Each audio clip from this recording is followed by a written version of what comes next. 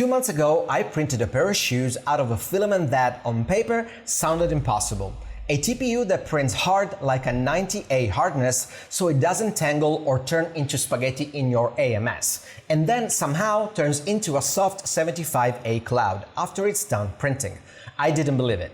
I actually said on camera, there's no way this holds up to actual walking. So I've been wearing these shoes every single day for 2 months. Walking, driving on an electric scooter, in the rain, all of it. And today I'm finally answering the only question that actually matters with a shoe filament. Does Biqu Morflex survive real life, or was I just filming a really good unboxing? Okay, Pixel Amici, layer by layer, let's print it.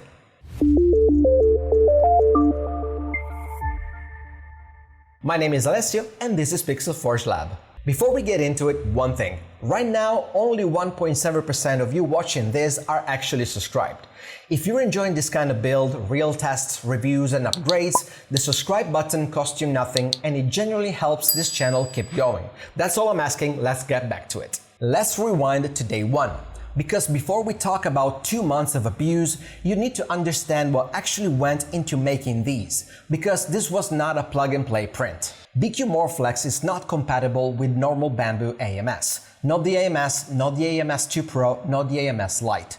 This filament wants heat. It wants a dedicated TPU feeding channel. And on the H2D, that means going through the AMS HT specifically. Even then, Biqu doesn't recommend running it through the AMS at all. They want it fed externally with a bearing spool holder. So what did I do? I downloaded a jig from MakerWorld and 3D printed it to hold the AMS HT in a fixed spot so the filament path stays clean and doesn't get yanked sideways mid-print. It's a small detail, but get it wrong and this filament will jam or tangle in a way that ruins the whole print. And you won't know until you're 4 hours in. Temperature-wise, this stuff is picky too. 225 to 260 degrees Celsius nozzle depending on the section. First layer specifically wants 240 degrees Celsius with the first layer height around 0.25 to 0.30 millimeters, bed at 40 to 60. And it needs to be dry. 65 degrees Celsius for 3 to 5 hours before you even think about loading it. With this setup, I can dry and print simultaneously without worrying. Crossed my fingers and hit print. Because at 2.8 to 4 millimeters cube flow rate, this is not a fast filament. And if something's going to go wrong, it's going to go wrong slowly over hours, not seconds. Here's the part that really surprised me while I was printing. The whole marketing pitch for Morflex is that it prints at 90A, stiff enough to hold detail and not gum up your extruder, and then transforms to a soft 75A afterward. Watching it print, you'd never guess this was about to turn into anything soft. It looked and behaved like a well-behaved, rigid-ish TPU the entire time. Clean extrusion, no stringing issues on the machine side, no tangles, the jig did its job. But that mesh woven fabric exterior texture, the one that makes this actually look like a real sneaker instead of a 3D print, that texture only fully reveals itself once the supports come off. So there's this moment mid-print where you genuinely don't know if you nailed the fabric look or you're about to peel supports off and find a mess underneath. Getting them off the plate was clean. No warping, no lifted corners, which honestly is not something I take for granted with a flexible filament this soft in its final state. Then came supports, and this is where I actually got nervous. Because pulling supports off a textured surface like this can tear the texture itself if the filament is too soft or the supports are fused too well. I went slow, section by section, and it worked. The woven texture held together. The frayed little strand edges around the collar and heel that you see are actually part of the look, not damage. Though I'll admit the line between intentional fabric fray and stringing artifact is thinner than I'd like to admit. Structurally though, zero delamination, zero broken layers, that's a real point in favor of the filament before we even put a foot in. So the print succeeded, great. But a shoe isn't a benchy. You can't just admire it on a turntable and call it done. A shoe has exactly one job, and that job is being worn. That's the task that actually matters, and it's the one that no spec sheet can answer for you. Now, before I put this on my feet for 2 months of punishment, I want to talk about that thing that made this whole build possible in the first place. Because getting a print this clean with a fitted jig that actually solved the real feeding problem doesn't happen with guesswork. This video is sponsored by PCBWay. If you've ever needed a real PCB, a CNC part, or even a small batch of injection molded parts made properly instead of hacked together, PCBWay handles all of it, and their online quoting is instant. You upload a file and you know the cost before you commit to anything. For makers, building actual functional gadgets around their prints, not just cosplay props. This is the difference between something that works reliably and something that you're babysitting. Links in the description if you want to try them out. First order deals are usually pretty solid too. Alright, moment of truth, day 1. Shoes fresh off the plate, supports removed, texture intact, I put them on. And I'll be honest, I expected some kind of compromise. Either they'd feel like a printed object or they'd feel soft but fall apart the second I flex my foot. Neither happened. That 75A transformation is real. It genuinely feels closer to a foam midsole than anything I've printed before. Kind of like walking on a cloud, which sounds like marketing language until you actually feel it. First impression, good, really good actually. But day 1 doesn't matter. Day 1 is where every shoe review video on the internet stops.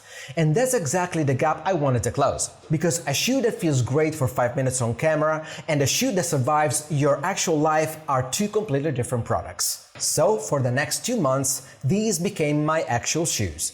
Not test shoes I wear for content, my actual daily shoes. Walking was the easy part. And honestly, walking is where you'd expect any FDM print to eventually crack at the flex points.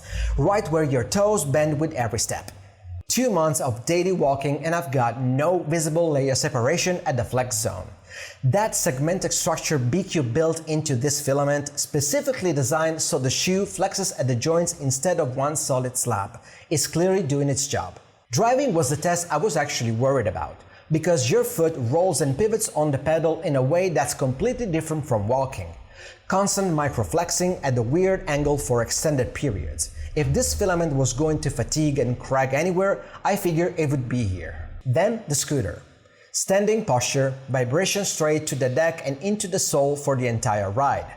No cushioning from a heel strike gate to absorb any of it. Different stress entirely.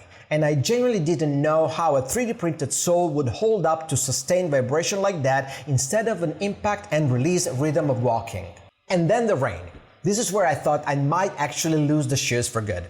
Because these aren't sealed like an injection molded shoe. They're FDM printed.